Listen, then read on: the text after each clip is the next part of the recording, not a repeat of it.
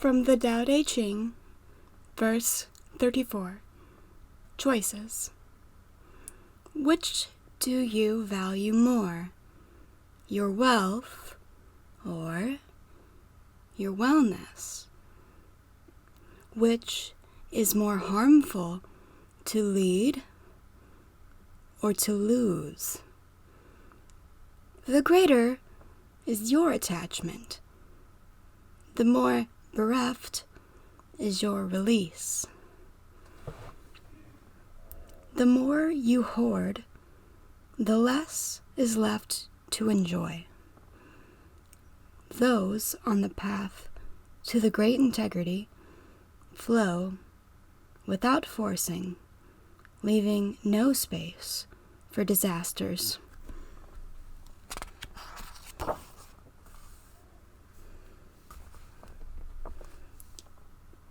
Verse 45.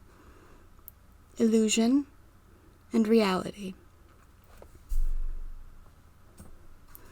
Completeness can seem incomplete, yet the completeness that we achieve can be remarkable. Fullness can seem empty, yet the fullness that we achieve can be very useful. Truth can appear as lie, straightness can appear as twisted, skillfulness can appear to be clumsy, eloquence can sound like foolishness. But the dialectic of yin and yang is not illusory. Activity can overcome cold, tranquility can overcome heat, and peacefulness is the natural seed of a violent world.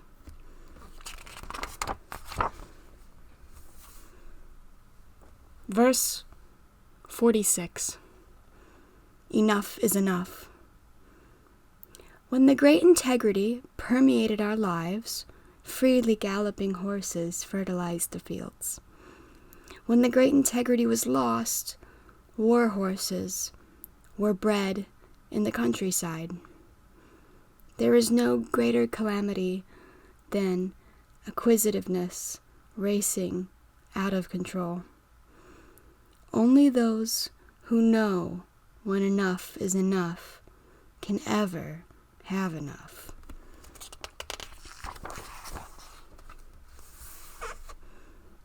Verse 47. Going beyond. We can understand the world as it is without leaving our home.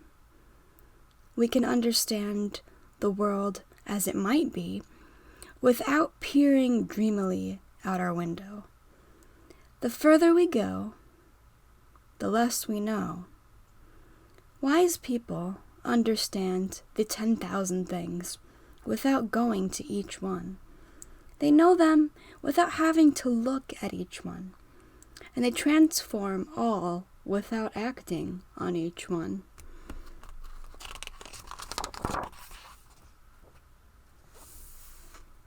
Verse 48. All is done without doing. To obtain a diploma requires the storage of trivia. To obtain the great integrity requires their abandonment. The more we are released from vested fragments of knowledge, the less we are compelled to take vested actions until all is done without doing. When the ego interferes in the rhythms of process, there is so much doing, but nothing is done.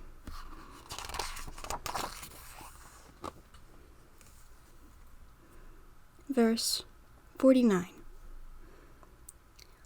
Wise people are not absorbed in their own needs. They take the needs of all people as their own. They are good to the good, but they are also good to those who are still absorbed in their own needs. Why? Because goodness is in the very nature of the great integrity. Wise people trust those who trust, but they also trust those who do not trust.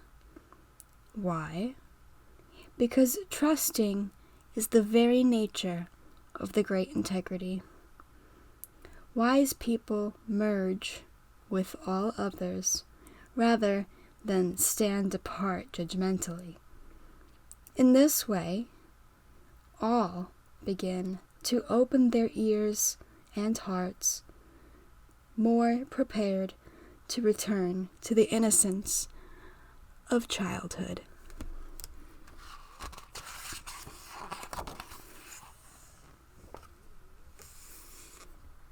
Verse 50. The forces of life and death. Every one of us is born, and everyone dies.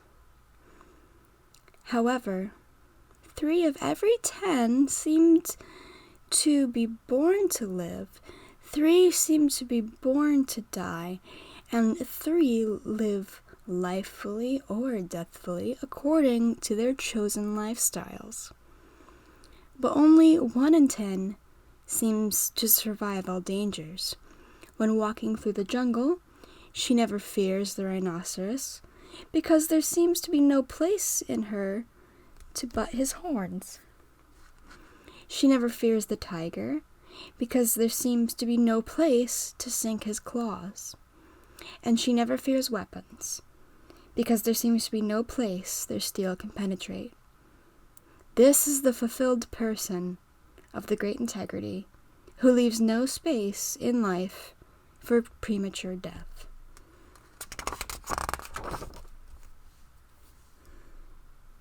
Verse 51, natural birthing. All in the universe derive from the primal integrity. The interaction of yin and yang shapes and nourishes them, and evolution ever transforms them in their endless ecological dance. Therefore, in its own way, every entity celebrates its primal mother, not out of any mandate, not out of any obligation, but solely as the expression of its own integrity. Verse 52, returning to our origins. Everything has a common origin that we might call the mother of the universe. Once, in pre-conscious times, we were all part of this mother, just as we, all her children, were a part of each other.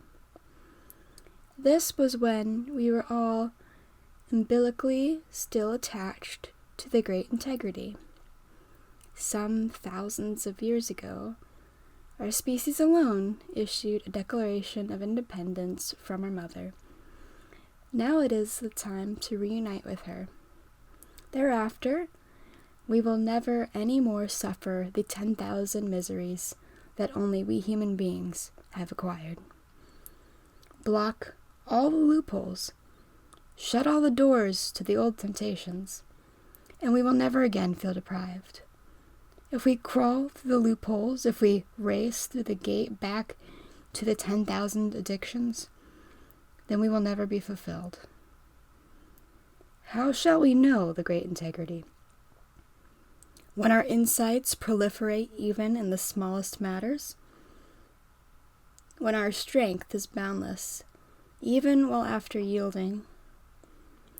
We can keep our outsights when returning to our insights. In this way, we will reharmonize with our mother, celebrating the great integrity on a higher level.